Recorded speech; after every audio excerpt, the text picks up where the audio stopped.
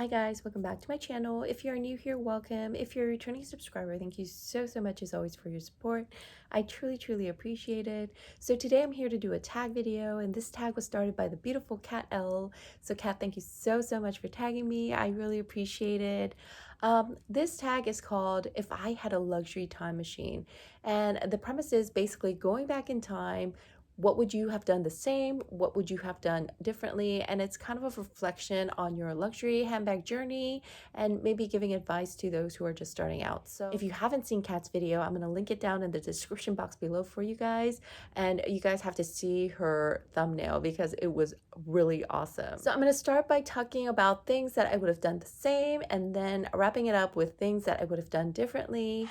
So the first thing that I think I did pretty well was getting the basic SLGs out of the way. So I know a lot of times we tell you to focus on the prize, to save your money for the next big handbag item and not waste your money on smaller SLGs. And that's true. However, there are some basic SLGs that you use all the time and that are so worthwhile. By that, I would mean like the Louis Vuitton key pouch, like the Louis Vuitton mini pochette, the Chanel mini O case, Chanel card holders, just basic SLGs that you will use and get your money's worth out of.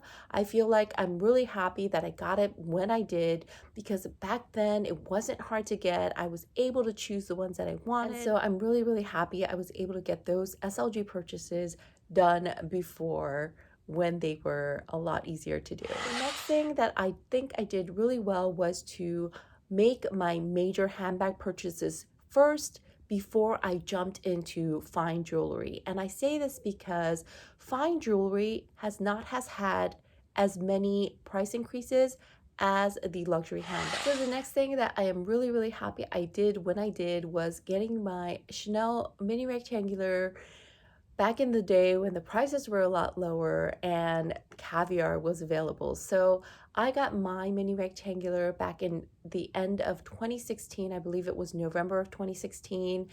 And it was in caviar, it was in light gold hardware, and I'm really happy that I got it then, because now they go for 3,800 retail, and I believe back then it was 3,000 or 3,100, so it was substantially lower.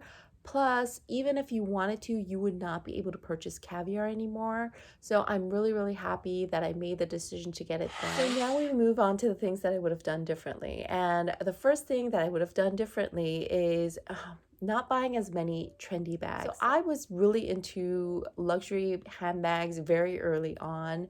And in my 20s, I was drawn more towards trendier bags. However, if I could do it over again, I would get the classics first, and then I would jump into the trendier bags, because honestly, they just did not hold their value. And if I really did want a trendy bag, I would get it and let it go at the appropriate time, because trendy bags can be very worthwhile, because you can still get a trendy bag and really use it and enjoy it. But if you let it go at the right time, you can recover a lot of the cost. And so I feel like with trendy bags, your timing is really important. And that's something I would think about a lot more and be more, I guess, methodical about if I were to do it over again. The next thing I would do really differently is to take better care of my luxury items, and then also to keep the packaging and all that kind of stuff, because in my 20s I didn't realize how important it was, and so packaging to me was just something that I got and then threw away. I didn't even keep the case or the guarantee card for my Rolex watch. I don't know why. I just didn't think it was important, so I threw it all away. And if I were to go back and do it all over again, I would keep all of the really important ones. Maybe not the shopping bags or the exterior boxes, but at least like the cases, and just really take care of my bags. And that's one thing that I didn't know to do. I mean, I guess I did get my money's worth because I really love those items and I really use them a lot. And I'm not saying to baby your bags and not use them. I'm just saying I would have taken a lot better care of it, just so that I could enjoy those bags a lot longer and not get the wear and tear as much as I did for the bags that were earlier in my collection. So the final thing that I really wish I had done differently is get into the Hermes game earlier. So I don't know if I've ever mentioned to you guys on this channel before, but I am a fashion design major, and I did get a master's degree in business as well because I was really interested in the business side of it, like the consumer behavior and like fashion trend analysis and things like that. So I have a friend who I met when we started our master's program together, and she was very, very into Hermes. And at the time, she had this great plan.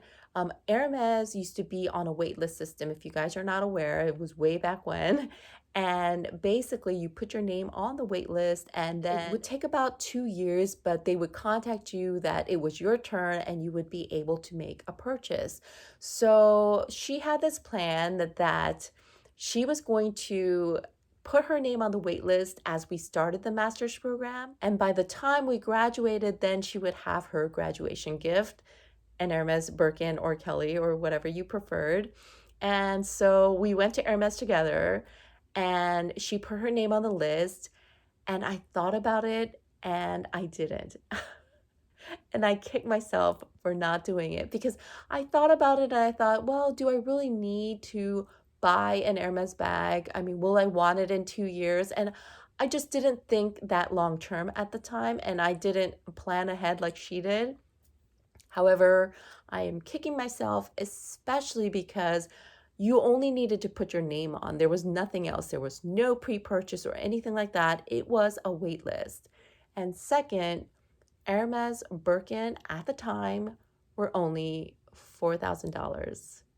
Yes, you heard me right. So if I had the sense, like she did, to put my name on the wait list then, I would have a Birkin and I would have gotten it at an affordable, relatively affordable price.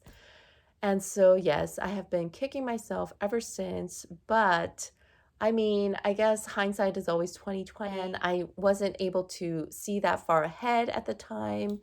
But yes, if I were able to change it, I would get into the Hermes game earlier. And even afterwards, I used to live in a bigger city that I had access to Hermes, and now I live quite far from a store. So even if I wanted to jump into the game, it's hard for me to do. But if you guys are close to a store, if you guys are thinking about it, I say go for it now rather than later, because I do know people who are not really playing the game. They are just buying items that they would have bought anyways and ended up getting a Birkin and Kelly in the end. So that's it. That's my video. Thanks again to Kat for tagging me. I so appreciate it. And I will tag a few ladies down below. Please check to see if your name is there. And even if you are not on YouTube, I would love to hear what you would do different or the same in the comment section below. And if you enjoy this video, please like and subscribe. And with that, I hope you guys have a wonderful week, and I will see you in my next one. Take care, everybody.